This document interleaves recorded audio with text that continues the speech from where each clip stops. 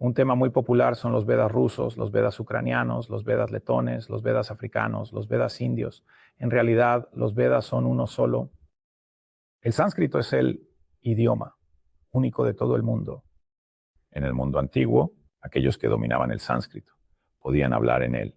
Por ejemplo, los habitantes del sur de India, al llegar al norte de India, se encontraban con lenguas druidas. Y allí había lenguas completamente diferentes. Más cerca del turco es posible que los dialectos locales, ¿no?, se entiendan entre sí. Pero si conocían el sánscrito, como el inglés, por ejemplo, entonces hablaban en un único idioma, el sánscrito. Así es como el sánscrito se convirtió en el idioma de los eruditos y finalmente penetró, se está extendiendo por todo el mundo. Existen diferentes versiones, diferentes alfabetos, así como diferentes interpretaciones de los conceptos sánscritos. Desde las escuelas del budismo hasta el hinduismo hay muchas localizaciones y direcciones en el conocimiento védico. Por lo tanto, en algunos lugares de la India, por ejemplo, se desarrollaron en mayor medida la medicina y la metalurgia. Se desarrollaron las ciencias y, por lo tanto, la propia India era como cualquier otro lugar. En una ciudad hay una universidad de este tipo, en otra ciudad hay otra universidad. Por lo tanto, no se puede decir que todos dominaran el sánscrito de la misma manera, ni que todos entendieran los Vedas de la misma forma. Luego hay que entender que los textos védicos fueron reescritos por griegos y árabes, de conocimiento científico antiguo, descrito en otros idiomas y culturas, pero parte de un sistema de conocimiento universal. Cuando hablamos de Vedas rusos, tales Vedas, así Vedas, consideramos lo eterno y universal en estos Vedas. Conocimiento científico antiguo que posiblemente fue descrito en otros idiomas, en otras culturas, pero en esencia era parte de un sistema de un único conocimiento universal. Por lo tanto, cuando decimos Vedas rusos, tales Vedas, estos Vedas, entonces debemos entender qué hay en estos Vedas que es eterno, universal, y qué se agregó de acuerdo con algún sabor local. Por ejemplo, no soy un experto en los Vedas rusos, pero te aseguro que hay ciertos conceptos en ellos que están cerca del sánscrito. Es bastante posible. Y dicen que en estos Vedas rusos se describen ciertos procesos espirituales, dioses, sí. Eso es obvio. Los textos antiguos describían el mundo y la realidad desde un punto de vista espiritual, es decir, ni la alquimia, ni algunos procesos químicos, ni algunos minerales, metales o hierbas fueron descritos simplemente como elementos físicos groseros. Por ejemplo, Mendeleev creó la tabla de elementos y sus tablas de elementos predijo algunos metales, como el aluminio, que aún no había sido descubierto para, digamos, la sociedad en la que vivía Mendeleev, y también predijo el éter, que luego fue eliminado de la tabla de Mendeleev. Pero, sorprendentemente, dado que Mendeleev era una persona tan genial, él predijo la existencia de metales, así que estaba absolutamente en lo correcto respecto al éter también. Pero está claro que por objetivos políticos, porque el éter es una fuente de energía gratuita, eso rápidamente fue eliminado de los libros para que la gente no pensara en ello. ¿Y qué es el éter? ¿Cómo interactuar con él? Pero de una forma u otra, vemos que un científico experimentado que tiene una visión profunda puede prever incluso lo que aún no está en el ámbito de la experiencia humana y de los sentidos del conocimiento.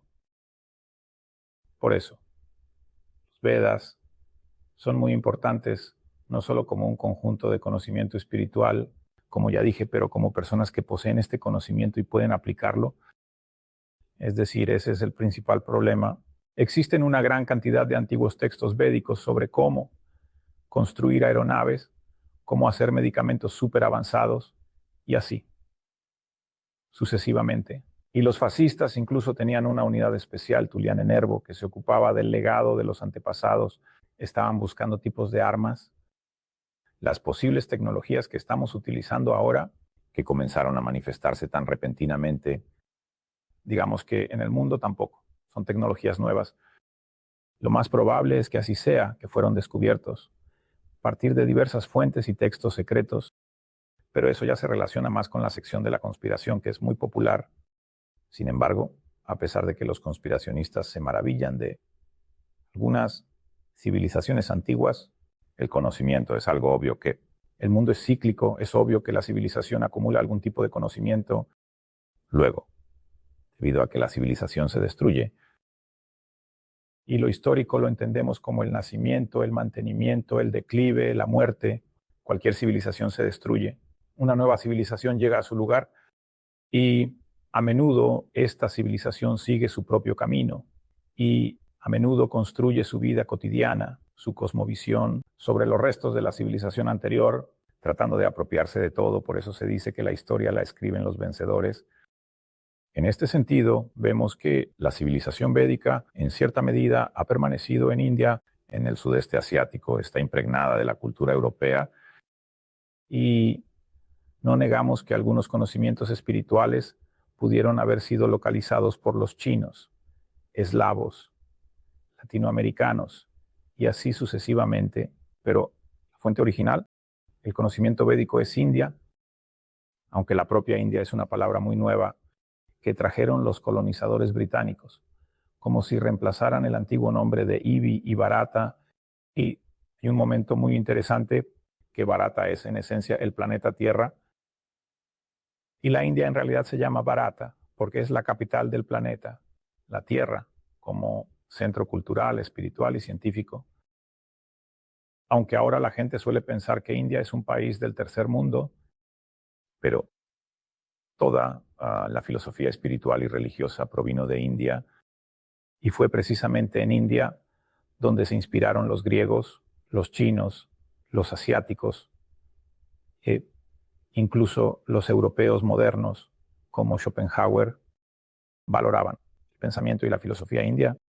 Por lo tanto, para las personas inteligentes y educadas, es evidente que India es la cuna de la humanidad en gran medida. Así que desde un punto de vista espiritual, por supuesto, también pueden hablar sobre Egipto, Sumeria y así sucesivamente sobre las pirámides. Sí, son sin duda los restos de antiguas civilizaciones que habitaron la Tierra y cuando se habla de extraterrestres y todo lo demás, esta también es una temática muy popular y hay que entender que el cosmos, sin duda, está habitado por otras civilizaciones, seres vivos, y la comunicación intergaláctica, interespacial entre razas, no es en absoluto un misterio para los Vedas. Más bien al contrario, al leer los Vedas, podemos descubrir que en los planetas superiores el tiempo transcurre de manera diferente.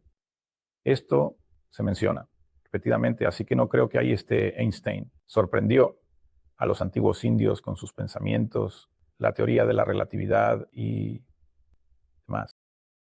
Pero de una forma u otra, también entendemos que en los Vedas se describen no solo las comunicaciones interplanetarias entre diferentes seres vivos, como los humanos y los dioses, sino que también se describe la transformación del ser humano hacia el mundo espiritual, que por alguna razón no es muy apreciado. Científicos modernos, fantasiosos, ufólogos, si hay una nave voladora que puede venir y llevar a alguien, existe un camino, como se dice, hacia el reino de Dios, hacia el mundo espiritual, de amor, belleza y armonía, que es imperecedero, hermoso y perfecto. ¿Por qué creemos que deben salvarnos los extraterrestres y no el Altísimo, que también creó a los extraterrestres?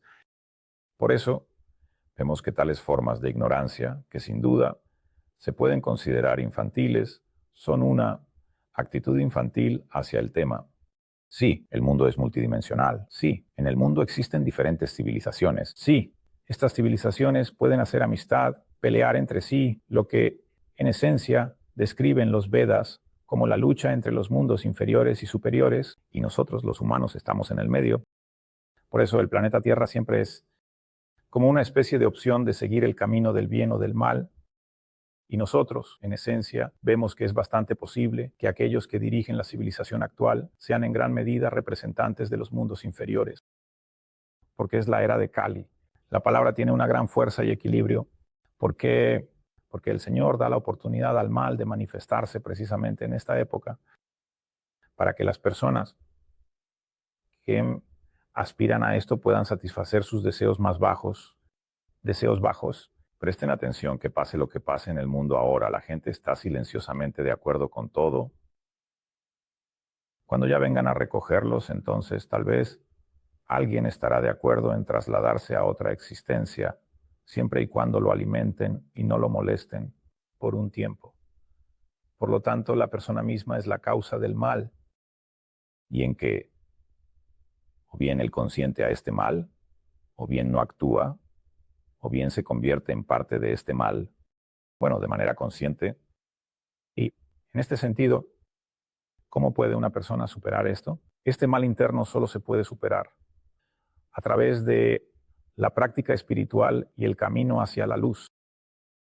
Por eso, la alternativa a todo lo que sucede en el mundo es solo una. Empezamos a practicar nuestra práctica espiritual y así aparecen más personas como nosotros. Estas personas comienzan a entender el mundo de una manera más profunda y en este sentido, la sociedad se vuelve mejor. Cuantas más personas conscientes haya en la sociedad, menos manipulaciones políticas y sociales podrán hacer los de arriba de esta sociedad. Por el contrario, si la sociedad está completamente degradada, entonces es muy fácil controlarla. En primer lugar, dividiéndolo, estratificándolo. Hay que decir que se acerquen unos a otros más de 2 metros, hagan esto, hagan aquello, y vemos que tales manipulaciones no son en absoluto un mensaje conspiranoico. Esa es la realidad en la que vivimos ahora. Y por eso, cuanto más existan personas espirituales y conscientes, menos mal habrá en nuestros corazones y menos mal habrá afuera